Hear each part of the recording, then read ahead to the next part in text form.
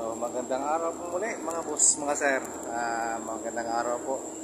At samahin niyo muli ako sa aking pag-iikot dito sa aming mga unit. So sa ngayon, dito tayo ngayon sa loob ng Kisame. Iikot tayo. Chichikin natin yung ating mga valve, yung ating mga solenoid kung active pa po ba, especially dito sa ating mga blast freezer. So punta tayo dito sa dulo. Nandito kasi yung aming mga valve station, yung linya ng ating blast freezer. So magchichik tayo kung ano ba yung status ng ating mga linya, ating mga solenoid, kung active pa po ba. So di lang po sa labas tayo iniikot, pati dito sa ilalim ng ating mga kisame. So iniikotan po natin. So ngayon, ito ngayon yung ating mga solenoid. So ito sa blast freezer natin to. So sa ngayon active naman to. So okay naman yung ating mga so mga yan, nagigilo ng ating mga valves. Ito mga isolating valves to ng ating suction tsaka liquid. So dalawa sila magkatabi lagi. So ito yung isa. Ito yung isa. So ito naman yung ating solenoid para sa liquid line. Para ito yung naka-interlock lang sa ating pressure transmitter. So pag nagbigay ng signal yung ating pressure transmitter, so itong solenoid na to yung magbubukas. So ikutan pa natin saan pa ba yung ibang mga valves natin. So siguro first time ko ito na mag video dito sa ilalim ng ating kisame. So pumapasok kasi kami sa kisame.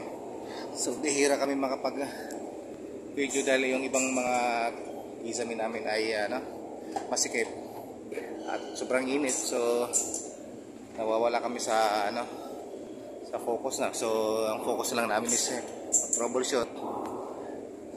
Kaya hindi na kami nakakapag video. So ito ngayon isa sa to. So yan, kikita nyo gumagalaw yung ating so gumagaya yung ating pressure transmitter.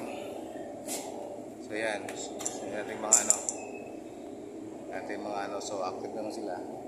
So ito ngayon pang-apat. Tapos dito pa, meron pa tayo dito sa sa mga ibang mga lugar. So ayun. So although yung iba ay medyo ito patay na to. So nakapatay na itong iba.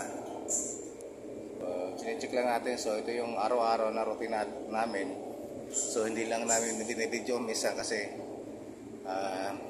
kailangan pagsabay-sabay yung aming gagawin. So mabilisan lang kami pumapasok dito sa Kisame. So ito yung first time ko siguro mag-video dito para makita nyo naman ano ba yung hindi yung puro nasa labas lang kami doon sa aming mga makina, yung mga linya din namin. So ito, so dahil nga ka-pressure transmitter tayo, so yan, malakas yung vibrate ng ating linya. So nag-i-inject siya, nag-i-inject.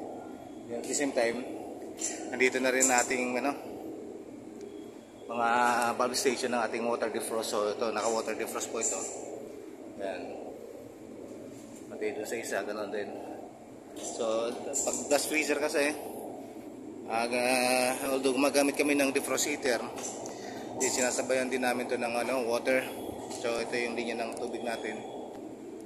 So kasi pag heater lang ang gagamitin, so mabagal yung defrost natin. So hindi tayo makakaabot dun sa oras na kailangan natin linis agad yung evaporator, na kailangan mag-inject tayo ng tubig. Unlike dun sa mga ammonia, so sa mga ammonia kasi gumagamit kami ng hot gas defrost. Ito kasi itong mga freon, so wala naman siyang masyadong sa hot gas. So gumagamit lang tayo ng tubig at saka heater. So yun mga boss, mga sir, pinakita ko lang sa inyo yung sitwasyon namin dito. So hindi lang laging nasa labas kami. So dito napakainit po talaga sa loob ng na sa may swerte lang kami at dito sa area na to medyo mataas. May area kami dito na halos gumagapang kami pag nagche-check ng aming mga mga linya. So kailangan checkin to araw-araw. So at least 3 beses sa isang linggo para at least masigurado namin na na active lahat yung aming mga aming mga solenoid saka yung mga linya namin walang masyadong leak.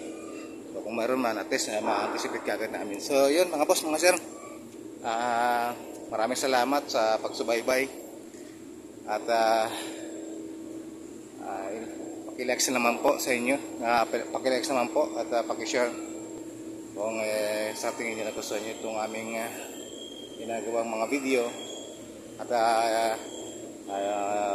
may hingin na lang po ako ng pagpapasalamat sa inyo. Maraming salamat po sa pagsuporta at patuloy nyo pong pagtangkilik sa aming mga video. Sana po makaabot pa doon sa mas marami at pag-share din tayo ng iba at at the same time matulungan nyo rin kami. Tulad nito kami ng uniform para sa ating maklasa namin, so kailangan talaga namin ng funds para kami ng uniform. So nakikiusap kami sa inyo na i-like nyo na lang po yung aming video, i-share nyo na lang po para at least namin yung kung ano yung aming mission. At the same time makatulong din naman kami sa iba, sa ibang mga kasama natin sa hanap buhay. Kailangan din ng tulong natin. So maraming salamat po mga sir, mga boss. Okay, share na lang po at maraming salamat po muli. Sa susunod na mga video po.